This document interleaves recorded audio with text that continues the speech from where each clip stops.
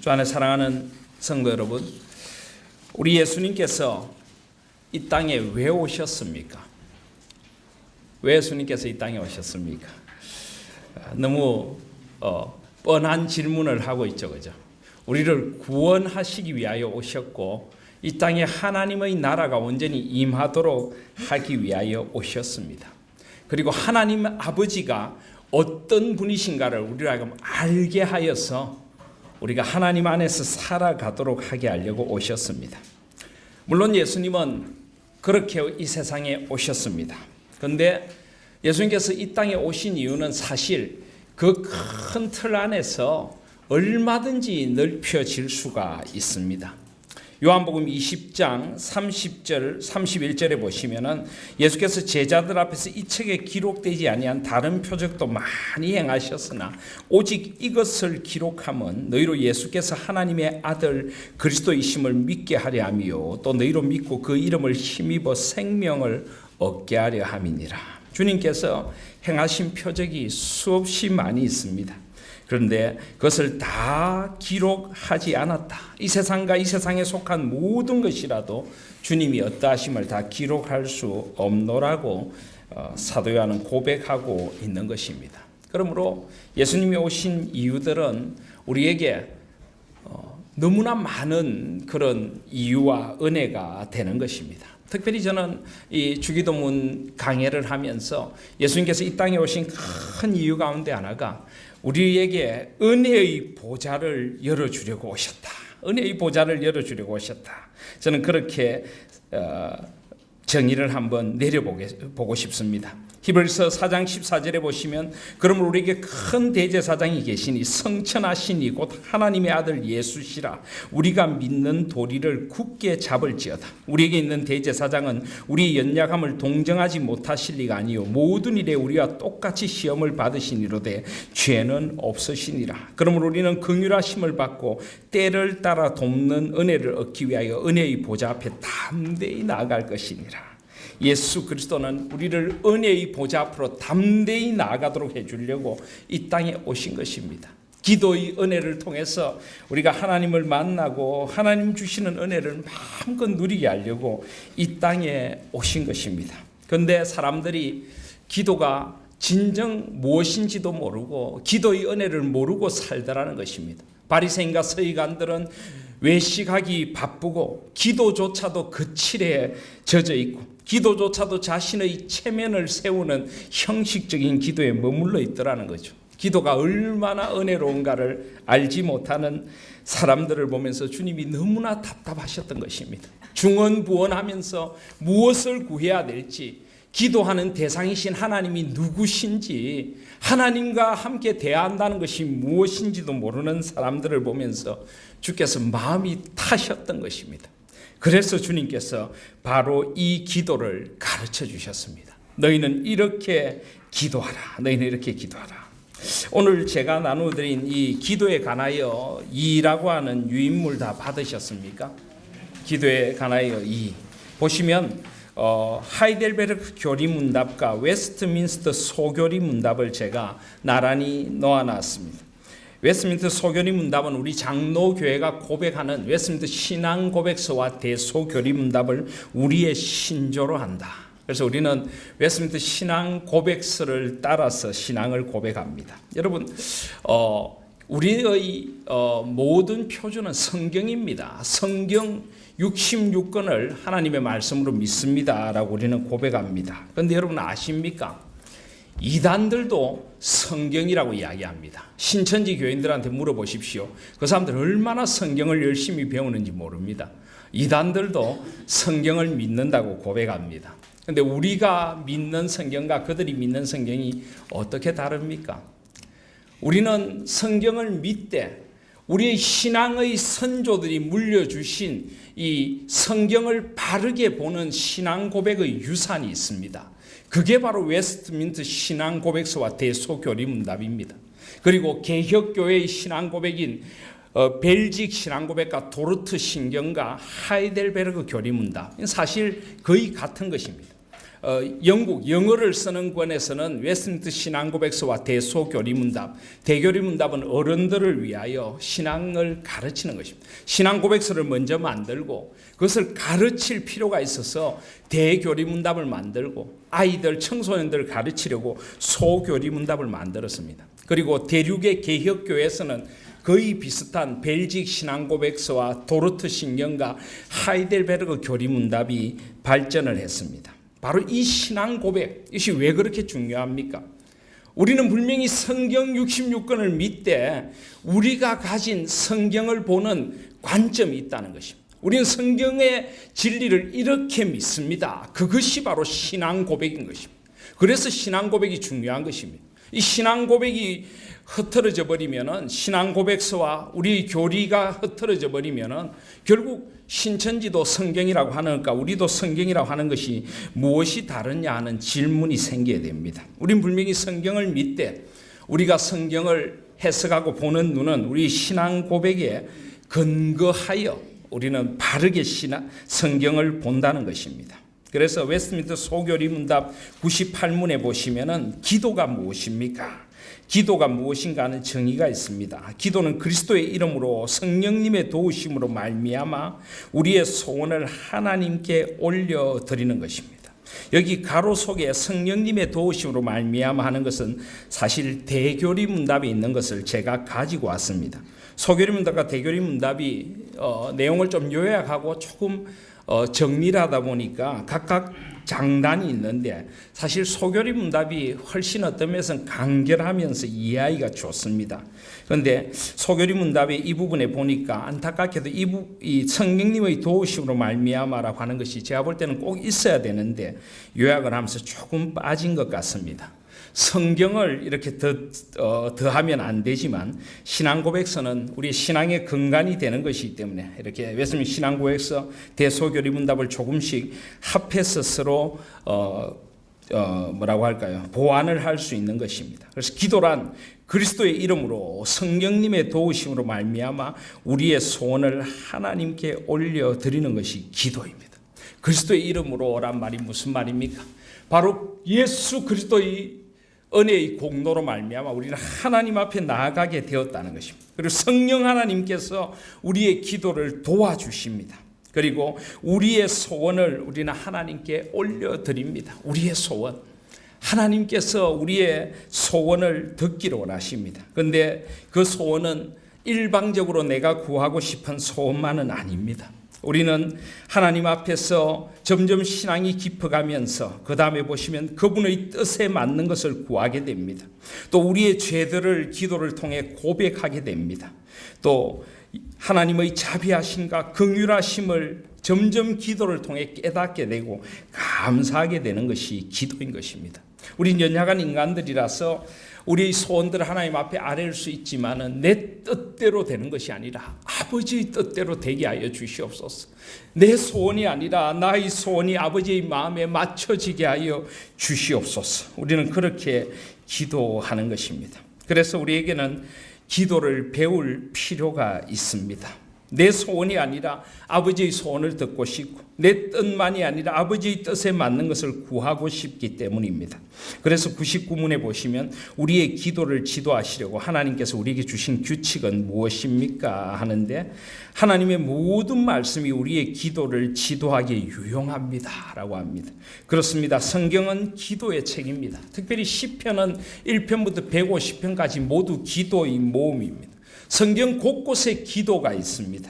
우린 성경 말씀에 근거하여 하나님의 약속을 깨닫고 그 약속에 근거하여 기도합니다. 그래서 하나님의 모든 말씀이 우리의 기도를 가르쳐 주십니다. 그런데 다만 특별한 규칙은 그리스도께서 제자들에게 가르쳐 주신 기도, 곧 일반적으로 주님께서 가르치신 기도, 주기도라 부르는 것이 특별히 주신 규칙이라고 되어 있습니다. 그래서 우리는 주기도문을 배워야 합니다. 여기에 하나님이 원하시는 기도의 틀이 있습니다. 물론 우리가 주기도문을 그대로 그냥 달달달달 마치 연부를 외우듯이 외우는 것은 아니죠. 그런데 이 주기도문을 잘 공부를 해서 이 기도의 틀 안에서 기도하기를 원하십니다. 이 기도의 틀이 큰 은혜의 보좌가 되어 우리에게 기도의 문을 열어주게 되는 것입니다. 그래서 우리는 주기도문을 배워야 하는 것입니다. 오늘은 주기도문은 크게 세 부분으로 나누어집니다. 제일 첫 번째는 우리의 기도의 대상이 누구인가? 우리 기도의 대상이 누구인가? 누구십니까? 하늘에 계신 우리 아버지입니다. 예수님께서 하늘에 계신 우리 아버지여라고 기도하라고 하셨기 때문에 우리 기도의 대상이 누구인가를 가르쳐 주십니다. 여러분, 기도의 대상이 누구인가를 아는 것은 굉장히 중요합니다. 기도를 가르쳐 주시면서 주님께서 너희는 이방인들처럼 중언부언하지 말라라고 말씀하셨는데, 여러분, 이방인들은 기도의 대상이 누군지를 모릅니다. 그냥 아무나 기도를 들어주면 됩니다. 옛날에 우리 어르신들 기도할 때 어떻게 기도했습니까? 찬물을 떠놓고 그냥 아무 돌이나 나무 앞에 가서 빌죠, 그죠? 천지신명이시여, 누군지 모릅니다. 누구라도 좋습니다. 내 소원만 들어주면 됩니다. 건강하게 해주면 되고 복 주면 되고 자녀들 잘 되게 해주면 됩니다. 물론 인간이 연약해서 그렇게라도 자식을 위하여 비는 마음은 애틋하긴 하지만은 그러나 기도의 대상이 누구인가를 모르는 것입니다. 누구라도 상관없는 것입니다. 그런데 우리는 그렇지 않습니다. 우리는 우리가 기도하는 분이 누구신가를 분명히 알고 기도해야 합니다. 그분이 어떤 분이신가를 알아야 한다는 것입니다. 그래서 예수님께서 기도의 대상을 가르쳐 주셨습니다. 기도의 대상은 하늘에 계신 우리 아버지입니다. 그리고 먼저 기도의 대상에 대해 가르쳐 주신 후에 기도의 내용이 무엇인가를 이름이 거룩히 여김을 받으시오며 나라가 임하시오며 뜻이 하늘에서 이루어진 것 같이 땅에서 이루어지다 하는 세 가지 하나님 나라에 대한 간구와 또 11절부터 오늘 우리에게 일용할 양식을 주시옵고 우리가 우리에게 죄 지은 자를 사해 준 것 같이 우리 죄를 사하여 주시옵고 우리를 시험에 들게 하지 마시옵고 다만 악에서 구하시옵소서. 세 가지 이 우리를 위한 기도, 우리의 필요를 위한 기도에 대하여 가르쳐 주셨습니다. 이 6가지가 바로 기도의 내용이 되어져야 한다 말씀하십니다. 그리고 기도의 결론이 있습니다. 송영입니다. 나라와 권세와 영광이 아버지께 영원히 있사옵나이다. 아멘. 기도의 마침은 하나님의 영광이 되어져야 합니다. 기도의 마침은 하나님을 바라보는 바라봄이 되어져야 한다는 것입니다. 그래서 이 주기도문은 크게 기도의 대상, 기도의 내용, 기도의 결론적 송영으로 되어 있습니다. 오늘은 먼저 기도의 대상에 대하여 한번 자세히 살펴보려고 합니다. 하늘에 계신 우리 아버지여라고 이 기도의 대상은 짧지만은 이 문구는 결코 짧은 문구가 아닙니다. 우리는 하늘에 계신 우리 아버지여라고 기도할 때 이 속에 들어있는 주님의 뜻을 충분히 헤아리며 이 속에 담겨있는 하나님의 어떠하심을 인식하며 기도해야 합니다. 제일 먼저 하나님이 아버지시라고 말씀하십니다. 여기 우리말 번역에는 하늘에 계신 우리 아버지여라고 되어 있지만 원래 주기도문 원어에는 제일 먼저 나오는 말이 아버지입니다. 아버지. 파테르, 아버지라고 하는 말이 제일 먼저 나옵니다. 여러분, 예수님께서 우리의 기도의 대상이 되는 분이 누구라고 가르쳐 주셨습니까? 아버지시다. 아버지. 여러분, 우리가 기도 드리는 분이 우리 아버지십니다. 아버지. 여러분, 이것이 얼마나 복된 시작인지를 우리는 알아야 합니다.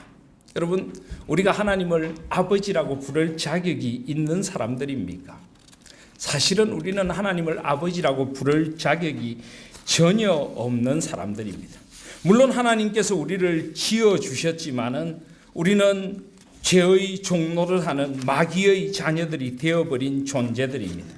우리는 하나님을 아버지라 부를 자격이 없는 자들이었습니다.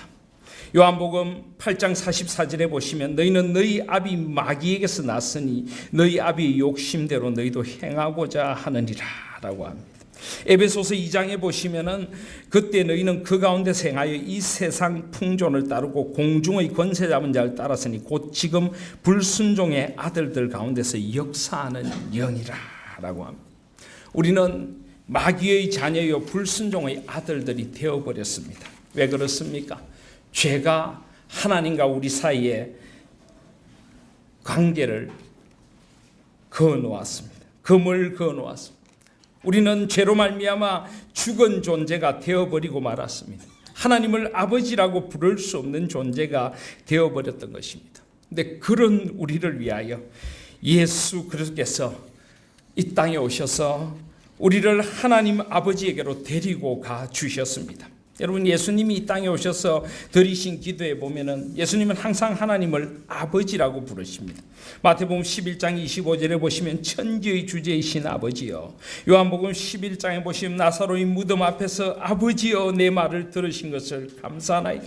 요한복음 17장 1절에 보시면 아버지여 때가 이르렀사오니, 예수님은 언제나 이 땅에서 하나님을 아버지라고 불렀습니다.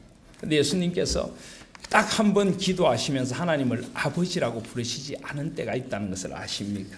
언제일까요? 바로 십자가 위에서입니다. 마태복음 27장 46절에 보시면 제9시쯤 예수께서 크게 소리질러 이르시되 엘리 엘리 라마 사박타니 하시니 이는 곧 나의 하나님 나의 하나님 어찌하여 나를 버리셨나이까. 예수님은 하나님을 아버지라 부르셨는데 십자가 위에서는 아버지라고 부르실 수조차 없었습니다.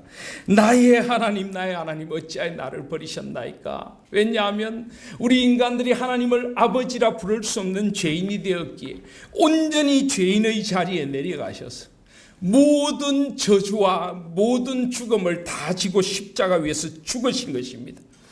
예수님 하나님의 아들이신 그분이 하나님을 아버지라고 부르지도 못하고 죽어가셨습니다. 그 이유가 무엇일까요? 바로 하나님을 저와 여러분들의 아버지가 되게 해주시려고 예수 그리스도께서는 아버지라고 부를 수 없었던 그 저주를 다 지고 죽으신 것입니다. 그래서 저와 여러분들 모든 사람들을, 하나님의 백성들을 하나님에게로 데리고 나가서 그 아버지에게 아버지라고 부를 수 있는 은혜를 주신 것입니다. 아버지요. 여러분, 이 아버지여란 이름이 그냥 주어진 이름이 아니란 것을 명심하시기를 바랍니다. 그래서 주기도문을 우리가 고백하면서 기도하면서 아버지여라고 고백할 때 먼저 우리는 예수 그리스도 안에서 그 아들을 내어주시기까지 우리를 사랑하신 그 아버지의 사랑을 깊이 깨달아야, 아버지여라고 할 때에 아버지조차도 부를 수 없이 절규하시며 죽어가셨던 그리스도의 은혜를 우리는 알아야 하는 것입니다.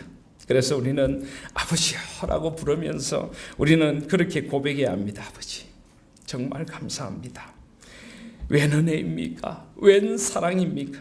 나 같은 것에게도 아버지가 되어주셨습니까?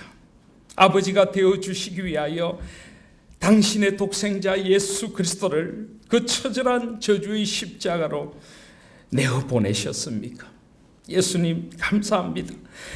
하나님을 아버지라 부를 수 있도록 하기 위하여 주께서 그 고난의 십자가, 그 고난의 잔을 다 마시셨습니까? 우리는 이 아버지라고 하는 이 이름 속에서 우리는 그것을 기억해야 하는 것입니다.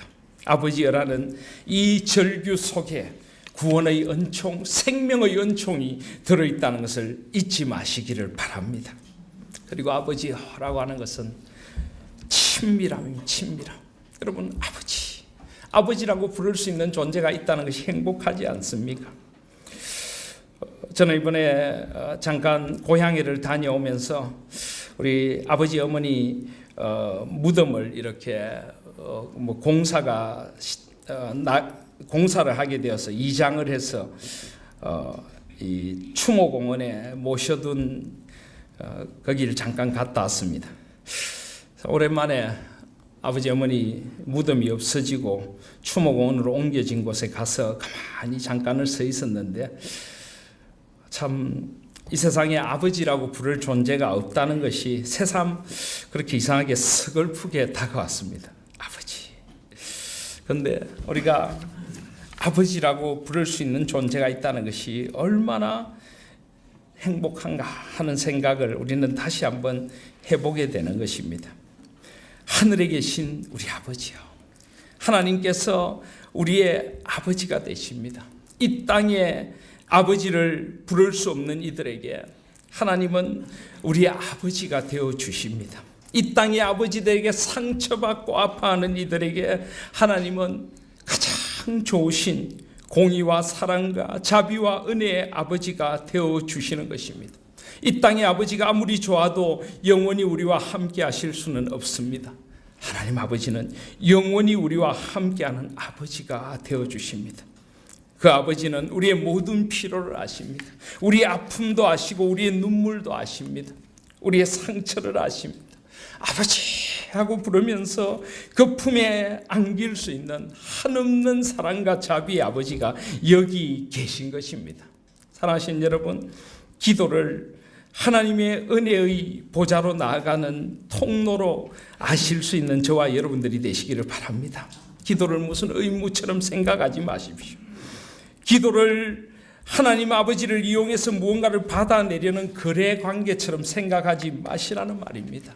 기도는 아버지 품에 안기는 것입니다. 기도는 아버지의 은혜에 나가서 아버지하고 그 사랑의 품에 안기는 것이란 것을 주님께서는 가르쳐 주기를 원하셨던 것입니다. 사랑하시는 여러분, 하나님은 우리 아버지십니다. 하나님은 우리 아버지십니다. 하나님은 나의 아버지시고 우리의 아버지시고 하나님은 나의 모든 것입니다. 사랑하시는 여러분, 이 아버지를 저와 여러분은 우리의 아버지로 만나게 되었습니다. 이 아버지 앞에, 그 은혜의 보좌 앞에 나와서 아버지 앞에 마음을 쏟아붓는 저와 여러분들이 되시기를 소원합니다. 그리고 하나님이 하늘에 계신다. 하늘에 계신다.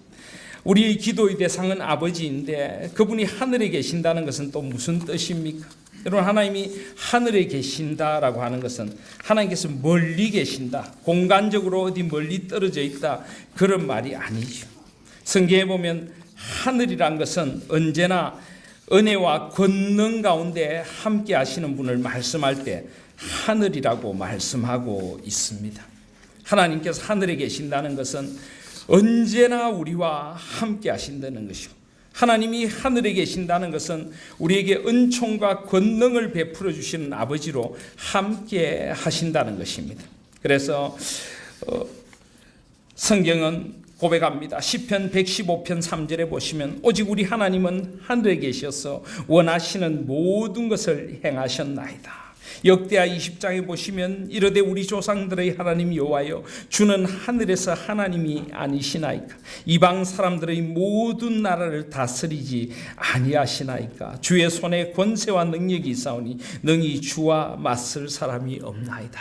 하나님이 하늘에 계신다는 것은 하늘의 능력과 권세를 가지고 우리와 함께 하신다는 것입니다. 원하시는 모든 것을 이루어 주시는 분이 하나님이시다 하는 것을 우리에게 가르쳐 주시는 것입니다. 여러분, 이 세상의 아버지가 아니라 하늘의 아버지가 우리에게 계신다는 것을 잊지 마시기를 바랍니다.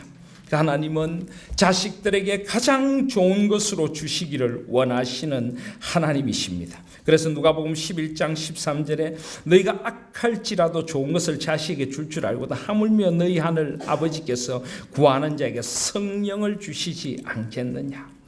인간 부모들도 자식에게 좋은 것을 주려고 합니다. 그런데 악할지라도 좋은 것을 자식에게 줄 줄 알거든. 우린 사실 악한 본성을 가진 인간들이기 때문에 우리 자식들을 위한다고 위하지만은 그것이 정말 자식을 위하는 것인지 우리는 잘 알지 못합니다.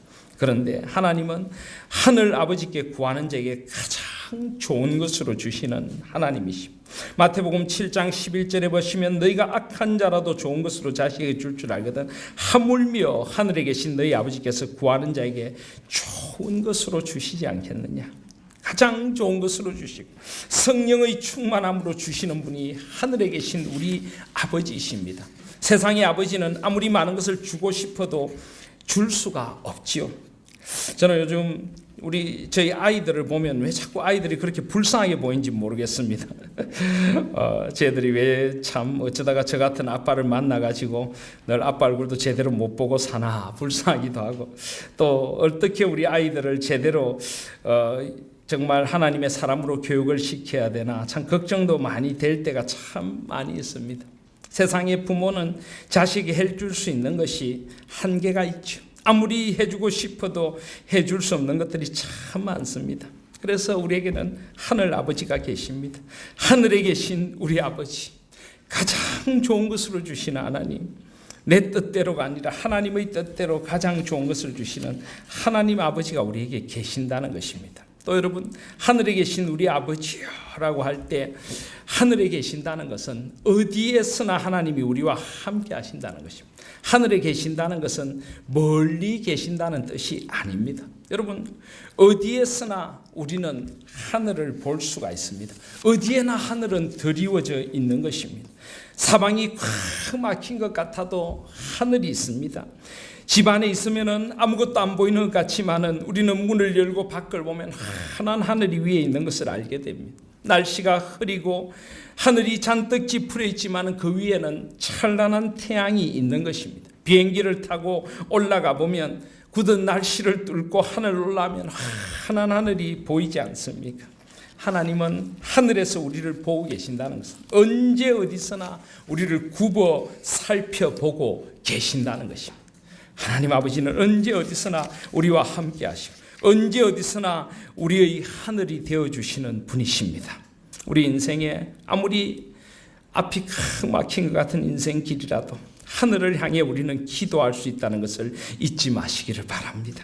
하늘에 계신 우리 아버지가 우리의 기도를 들어주십니다.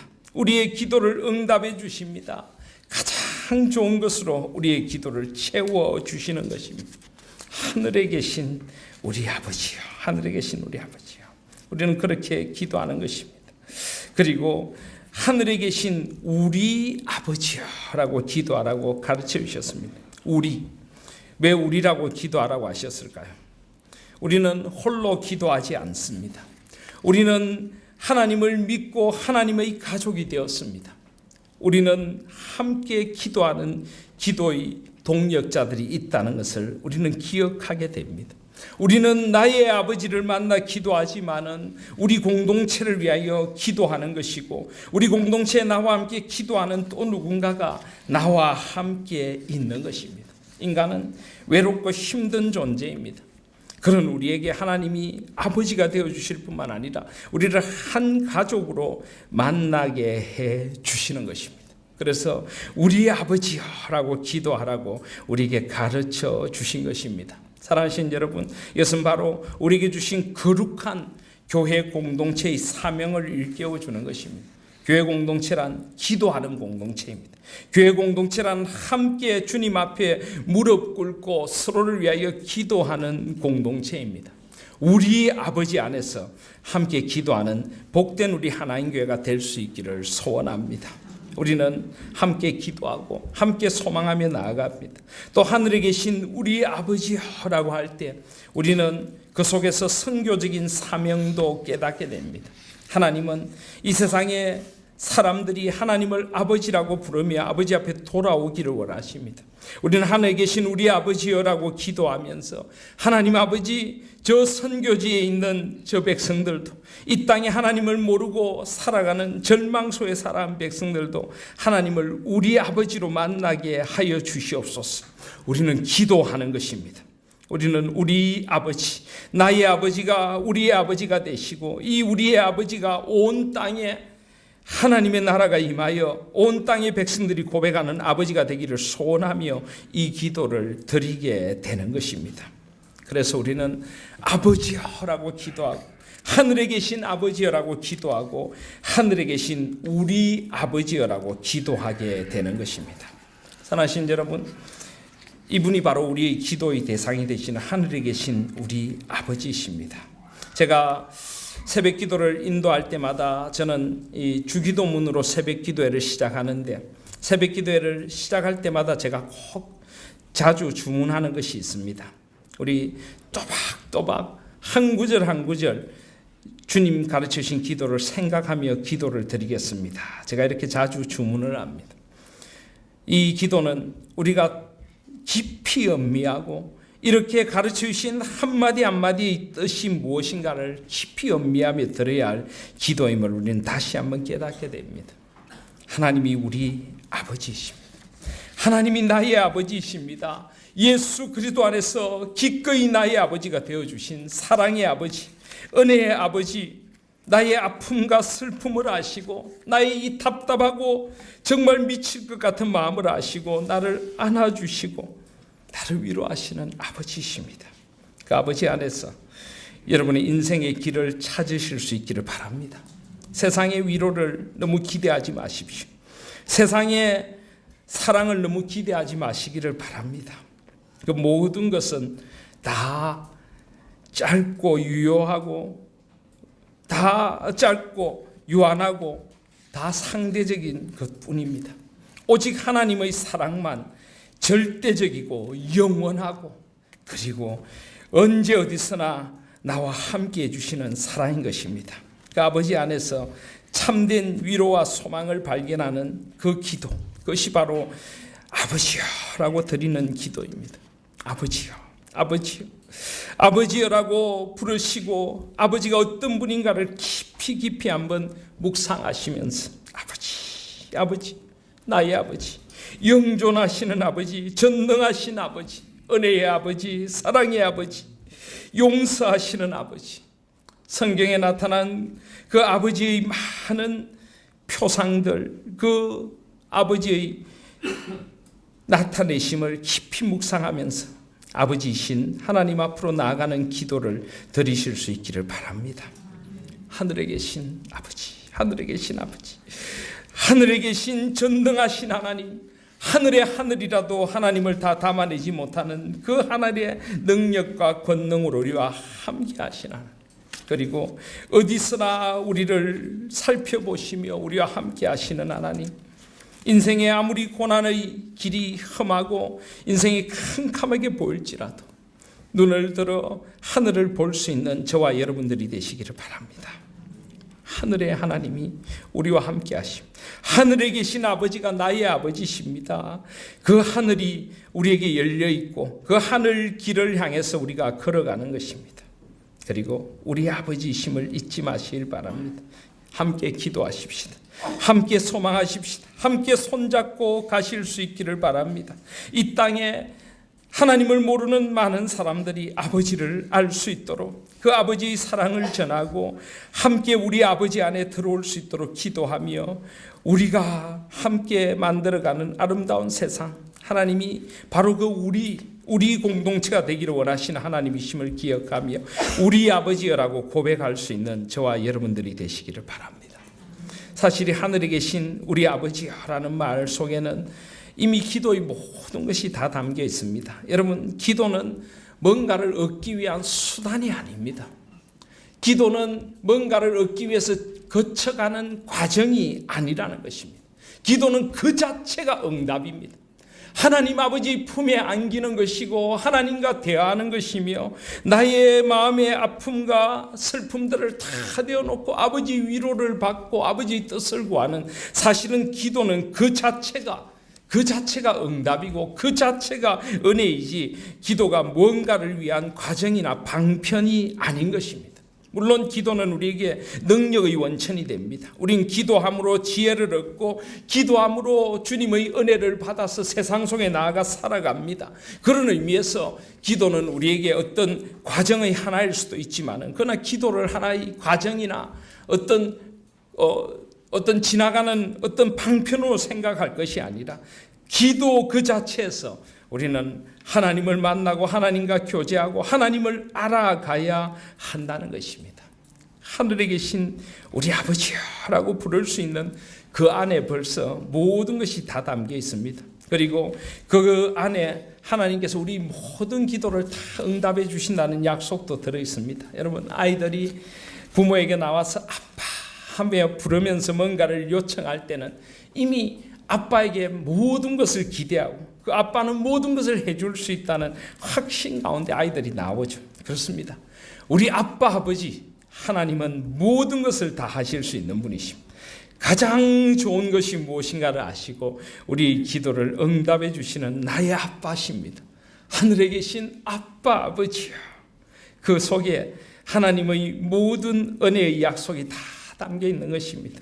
그분 안에, 그 하나님의 품 안에 안겨서 모든 것에 풍성하신 아버지의 은혜를 마음껏 받아 누리시기를 바랍니다. 하늘에 계신 우리 아버지요, 아버지, 하늘에 계신 아버지, 우리 아버지, 그분이 바로 우리의 아버지시고 우리의 기도의 대상이시며 우리의 기도의 모든 것이 되시는 분이십니다.